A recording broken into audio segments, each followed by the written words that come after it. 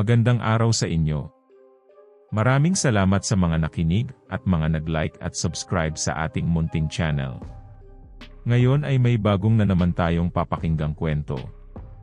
Ito ay kwento ng isang pamilya na bagong lipat sa Samar na nagkaroon ng isang nakakatakot na karanasan. Bago natin simulan ang kwento, inaanyayahan ko kayo na mag-like sa ating video at mag-subscribe sa ating munting channel. Malaking tulong na ito para magpatuloy sa paggawa at paglikha ng mga bagong nakakatakot na kwento bayan o alamat sa ating bansa. Maraming salamat. Sa baryo namin sa Samar, tipikal lang na probinsya ito. Madalas walang ilaw dahil palaging nasisira ang poste ng kuryente sa di maipaliwanag na dahilan.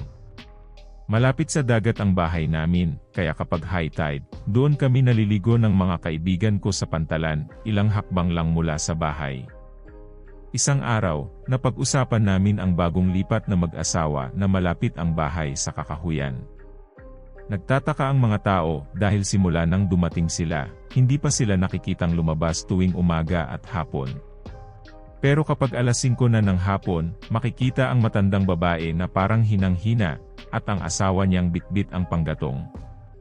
Sa gabi naman, singbilis at lakas daw nila. Mailap sila sa mga tao at hindi halos makatingin ng diretsyo. Simula nang dumating sila, madalas naming marinig ang kakaibang huni ng kikik. Pero hinayaan na lang namin sila dahil wala namang masamang nangyayari sa baryo at ayaw naming manghusga ng tao. Makalipas ang ilang araw, nalaman namin na 4 na buwan nang buntis si Mama. Wala siyang naramdamang sintomas kaya laking gulat namin. Dahil walang pasok noon, ako ang pinapabantay ni Papa kay Mama habang sila ni Kuya ay nasa laot para mangisda. Masaya na ako sa ganitong buhay, pero lagi nilang sinasabi na magtapos kami ng pag-aaral. Isang araw, inabot kami ni Mama ng halos alas 6 na ng gabi sa daan dahil sa paglalako ng isda at alimasag. Naubos namin ang paninda at bumili ng bigas bago umuwi.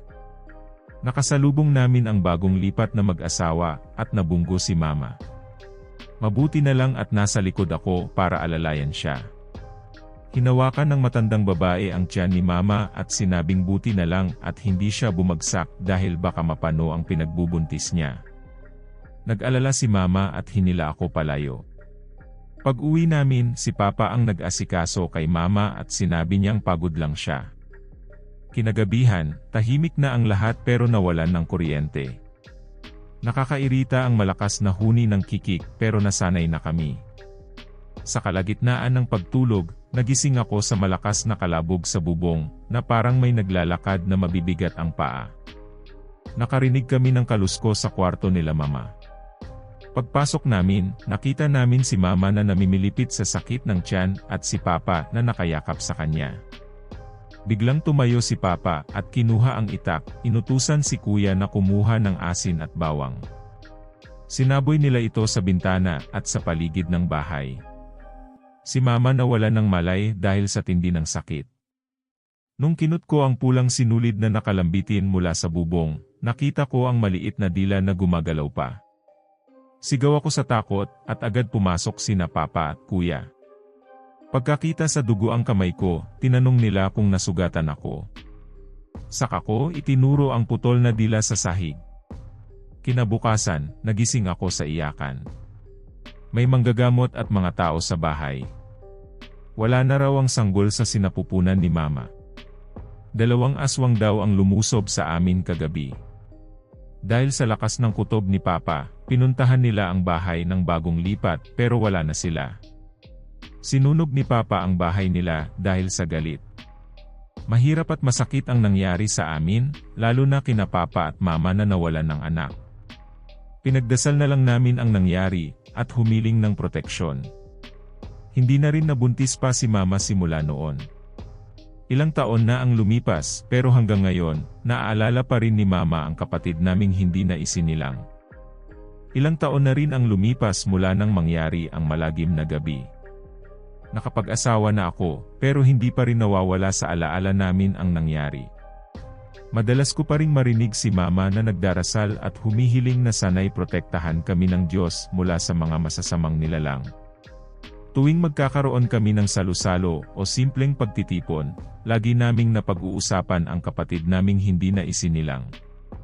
Si Mama, sa kabila ng paglipas ng panahon, ay may bakas pa rin ng lungkot sa kanyang mga mata tuwing maalala ang nawala naming kapatid.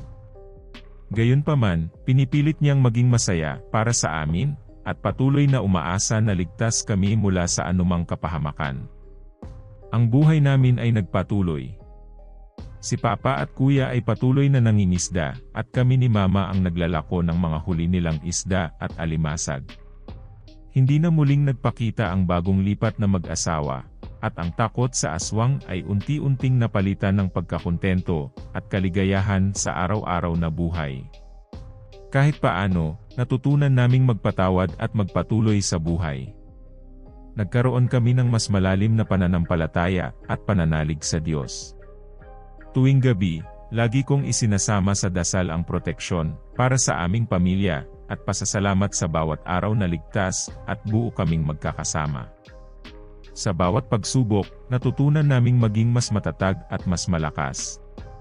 At kahit na may mga alaala ng takot at sakit, mas pinipili naming alalahanin ang mga aral at pagmamahal na dala ng bawat isa sa aming pamilya.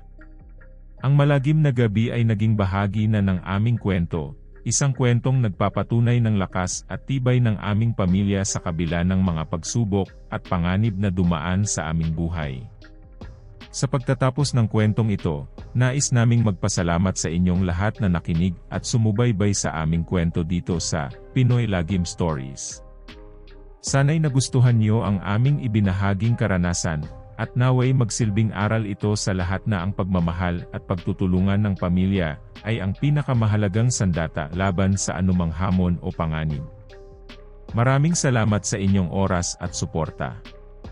Huwag kalimutang mag-subscribe at i-click ang notification bell para lagi kayong updated sa aming mga bagong kwento.